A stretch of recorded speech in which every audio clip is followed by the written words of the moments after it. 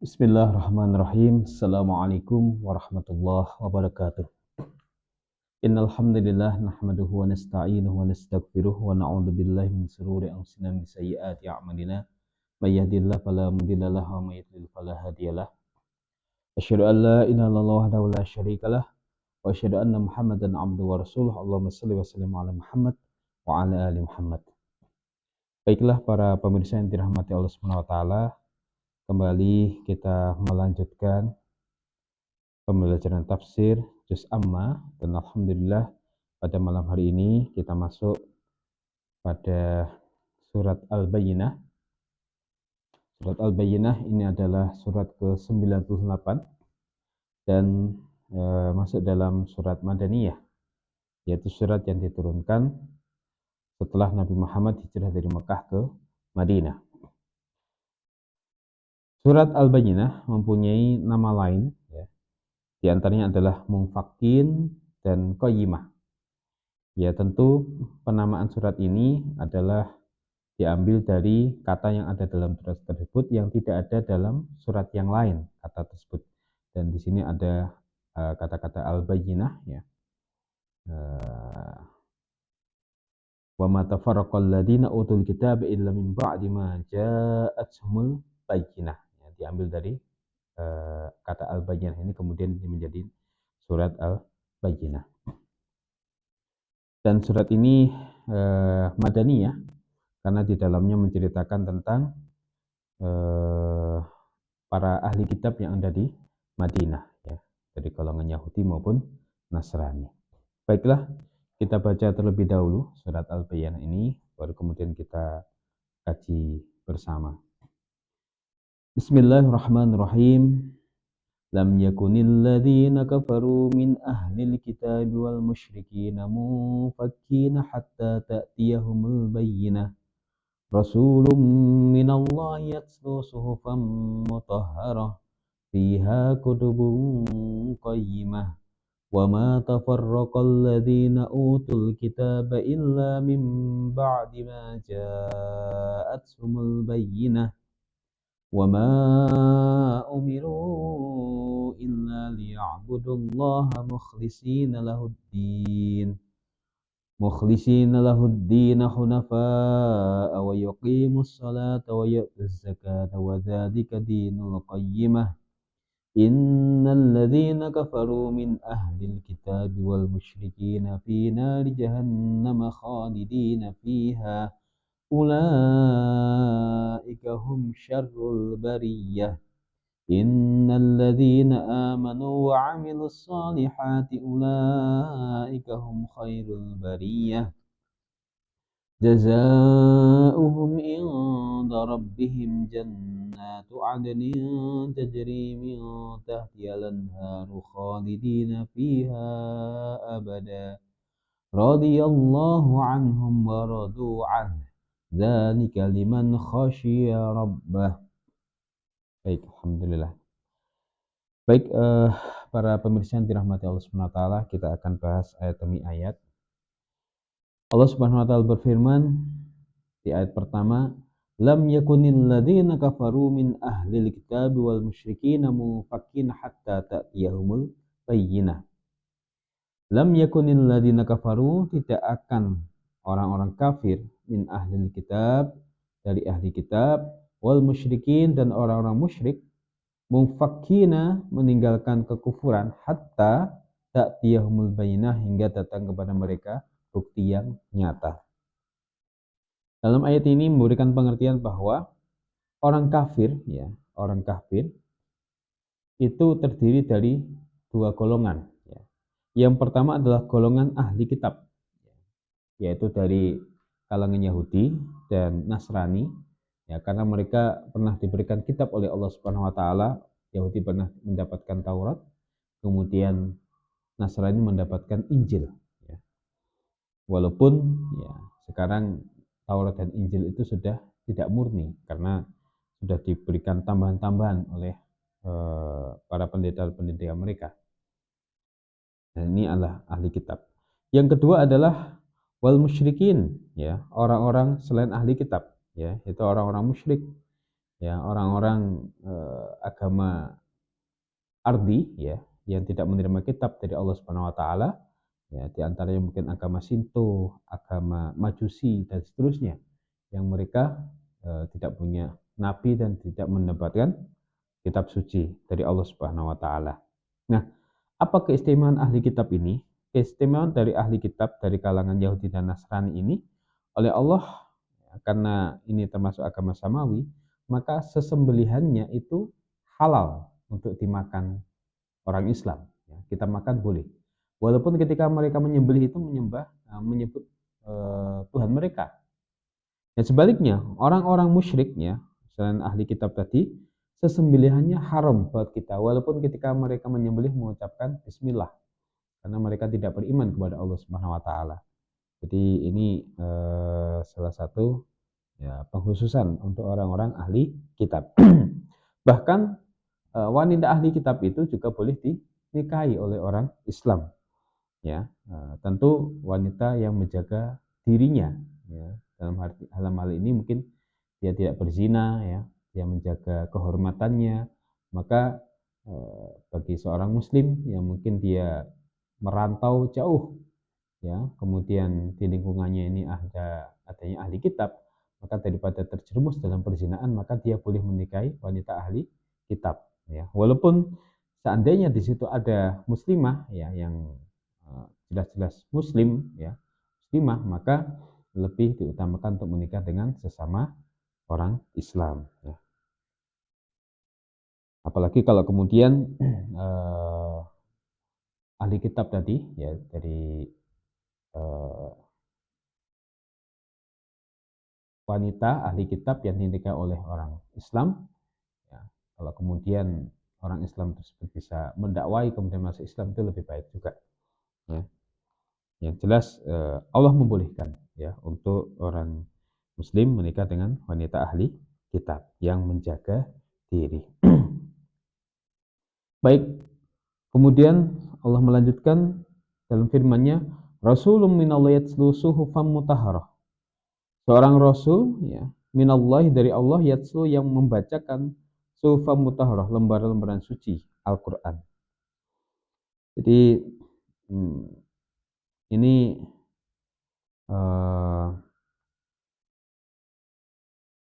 menjadi pujian sekaligus juga hinaan bagi orang-orang ahli kitab, karena mereka ini bagian kecil, ya, ketika Nabi datang kepada mereka sesuai dengan yang disebutkan dalam Taurat dan Injil dengan ciri-cirinya, sebagian kecil beriman, tapi sebagian besar tidak beriman, ya.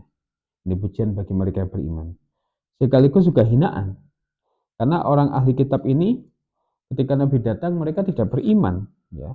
Walaupun mereka tahu ciri-ciri Nabi, bahkan mereka tahu ciri-ciri Nabi akhir zaman itu sebagaimana mereka tahu ciri-ciri anaknya sendiri, ya.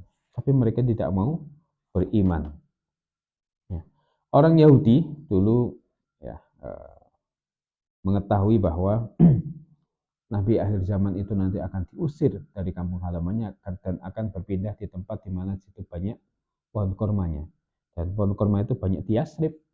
Maka mereka kemudian berpindah ke Yasrib untuk menyambut kedatangan Nabi baru tersebut. Nah, di penduduk Yasrib atau sekarang namanya Madinah, ya, di situ dihuni oleh suku Aus dan Khazraj, ya. Ketika kaum Yahudi ini konflik dengan mereka, orang Yahudi mengatakan bahwa nanti akan datang, ya, Nabi akhir zaman yang akan bersama kami memerangi kalian, dan kalian akan mati semuanya, begitu. Ya, saking bangganya, begitu. Namun ketika Nabi datang, ya, ternyata mereka tidak beriman. Kenapa? Karena Nabi akhir zaman, Nabi Muhammad SAW, bukan dari keturunan Bani Israel. Jadi ini fanatik kesukuan yang berlebihan yang menjadikan mereka tidak mau beriman. Padahal sudah jelas-jelas bahwa Nabi akhir zaman itu ciri-cirinya sudah mereka ketahui dan hadir di kalangan mereka, tapi mereka tidak mau beriman, ya. Memang dalam Taurat dan Injil, ya, ada satu informasi yang oleh Allah tidak diberikan, yaitu bahwa Nabi akhir zaman bukan dari golongan atau dari keturunan Bani Israel. Karena nabi-nabi sebelumnya, Nabi Musa, Nabi Isa, ya, itu dari kalangan Bani Israel. Ya. Sehingga orang-orang Bani Israel itu ya, sangat pede sekali, ya, karena nabi-nabi lahir dari keturunan mereka. Kemudian Allah menguji Nabi akhir zaman itu bukan dari keturunan mereka, ya, bukan dari keturunan Nabi Ishak, tapi Nabi Ismail.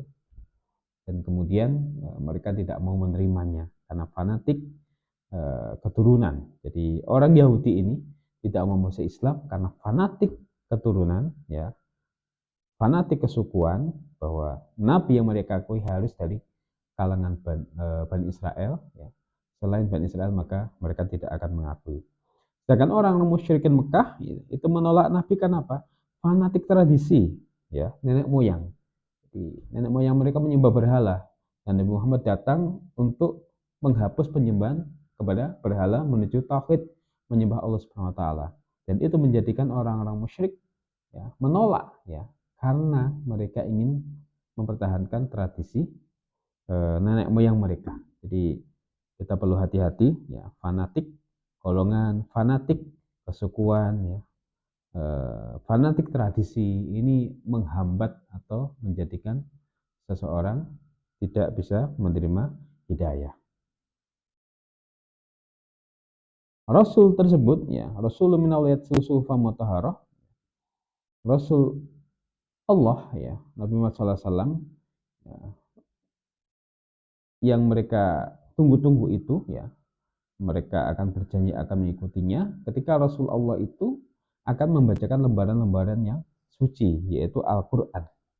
Al-Quran disebut suhufa mutahharah, ya, karena Al-Quran ini dijaga oleh Allah keotentikannya, keasliannya, ya, dan Allah menjamin bahwa Al-Quran itu mudah dihafalkan dan dijaga orisinalnya, ya, oleh Allah Subhanahu wa taala sampai hari kiamat nanti, ya, karena banyak orang yang menghafal Al-Quran tentu menjadikan, ya, Al-Quran ini tetap terjaga.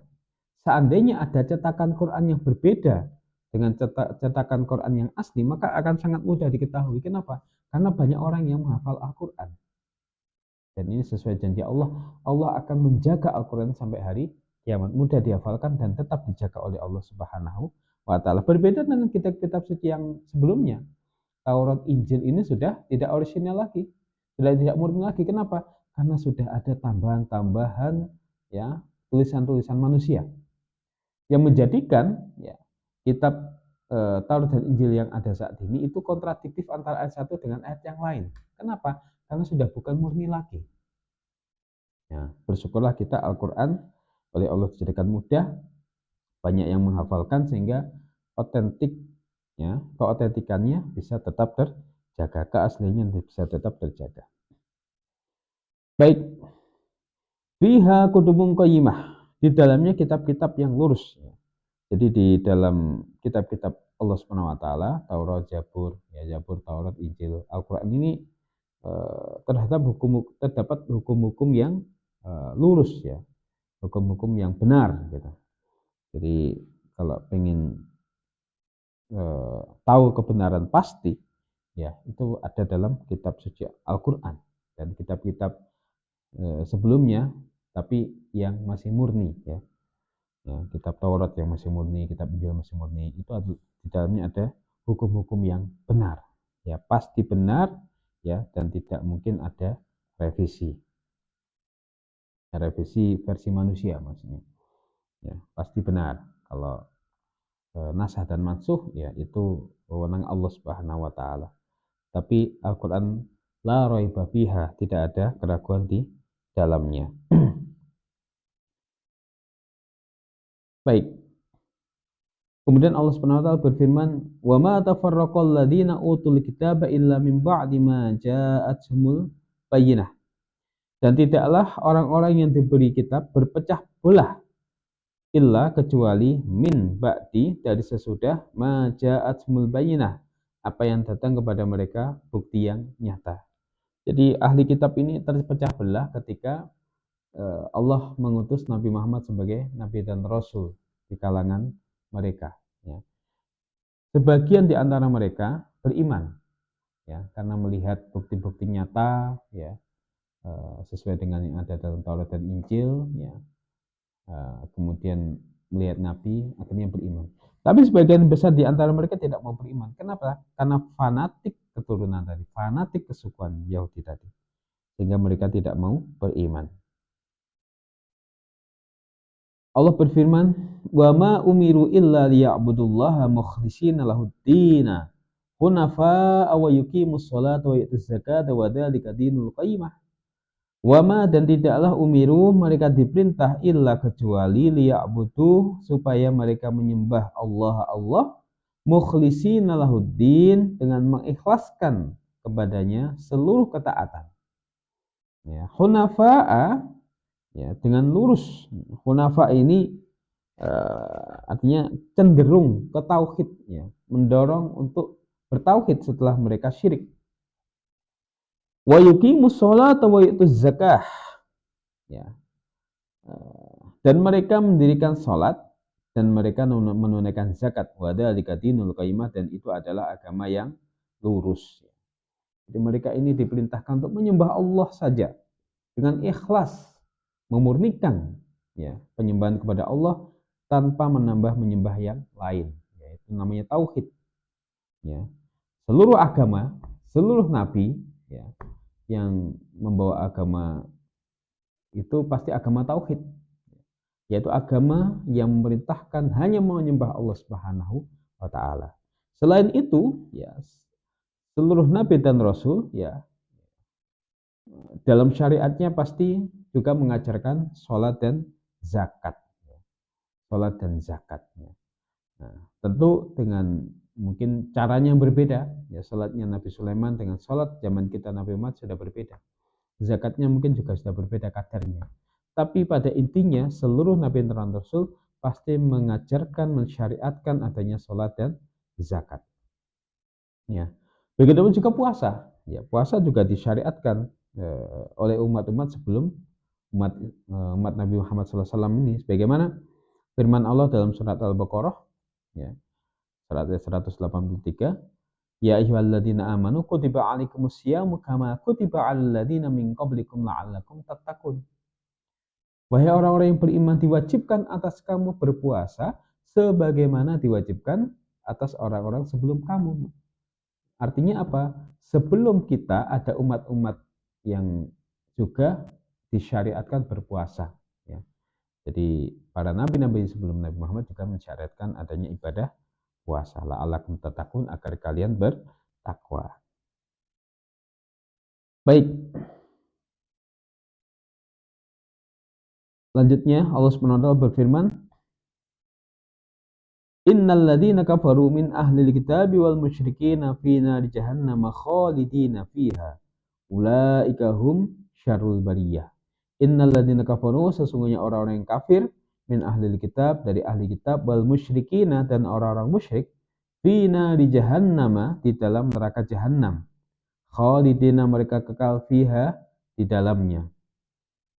Ulaika, mereka itulah hum, mereka syarrul bariyah, mereka adalah seburuk-buruk makhluk.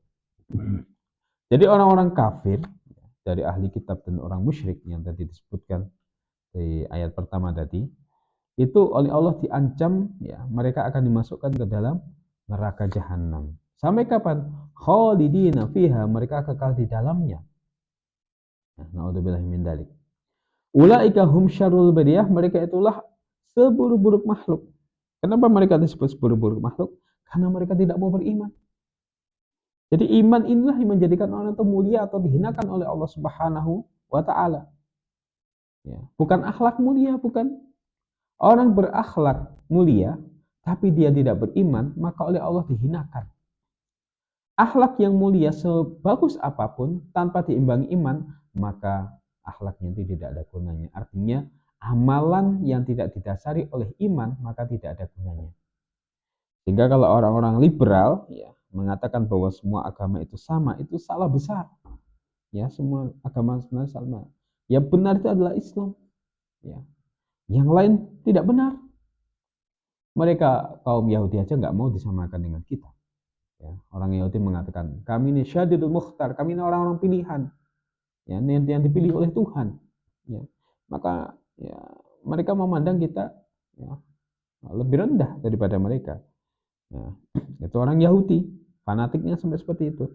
Orang Nasrani mengatakan kita ini sebagai domba-domba tersesat, begitu. Mereka juga tidak mau disamakan dengan kita. Lalu kok orang liberal itu mengatakan bahwa semua agama itu sama, kita sama dengan mereka. Ya berbeda. Ya, inna tina indallahil Islam, sesungguhnya agama yang diridhai Allah hanyalah Islam. Baik. Kemudian Allah Subhanahu wa taala berfirman, "Innal ladzina amanu wa 'amilus solihati ulaika hum khairul bariyah."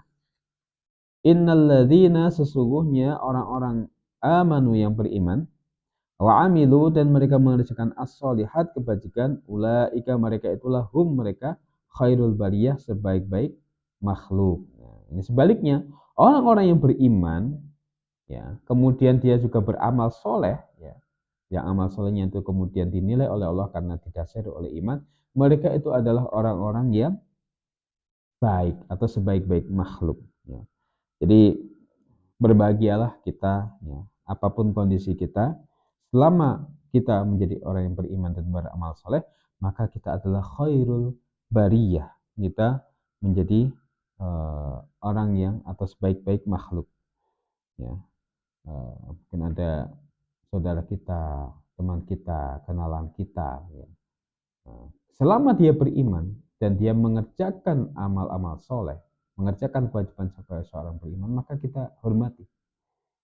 Mereka adalah orang yang mulia. Walaupun mungkin hidupnya susah, hidupnya miskin, ya. Dia tidak punya jabatan, dia rakyat biasa, rakyat jelata. Tapi selama dia beriman, maka insya Allah dia menjadi orang yang dimuliakan oleh Allah Subhanahu Wa Taala.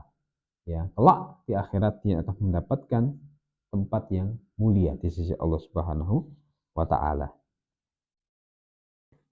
Kemudian Allah Subhanahu Wa Taala melanjutkan firman-Nya, jazaohum inda rabbihim jannatu adnin tajri min tahtiha al-anharu khalidina fiha abada. Jazaohum, balasan mereka inda rabbihim di sisi Tuhan mereka, jannatu adnin, surga-surga Aden, tajri min tahtiha al-anhar, yang mengalir dari bawahnya sungai-sungai. Khalidina, mereka itu kekal, fiha di dalamnya, abada, selamanya. Ya, jadi balasan orang-orang yang beriman dan beramal saleh tadi, oleh Allah diberikan surga Aden, ya, yang sangat indah, yang mengalir di bawahnya sungai-sungai. Sampai kapan? Khalidina fiha abada, mereka kekal di dalamnya, kekal, ya. Terus ada, masya Allah. Ya. Ini kebalikan dari orang kafir tadi, akan dimasukkan ke dalam neraka jahanam, sedangkan orang beriman dimasukkan ke dalam surga-surga Aden yang penuh dengan kenikmatan. Radhiyallahu anhum wa radu'an. Allah ridho terhadap mereka dan mereka ridho terhadapnya. Allah senang kepada orang yang beriman, dan orang-orang beriman dimasukkan di dalam surga sangat senang sekali. Bagaimana tidak ridho dan tidak senang kalau kemudian oleh Allah dimasukkan di dalam surga yang penuh dengan kenikmatan. Semoga kita masuk di dalamnya. Dari kalimat khosya rabbah, yang demikian itu bagi siapa yang takut terhadap Tuhannya. Demikian yang bisa kami sampaikan. Terima kasih atas perhatiannya, semoga bermanfaat. Wabillahi taufiq wal hidayah. Wassalamualaikum warahmatullahi wabarakatuh.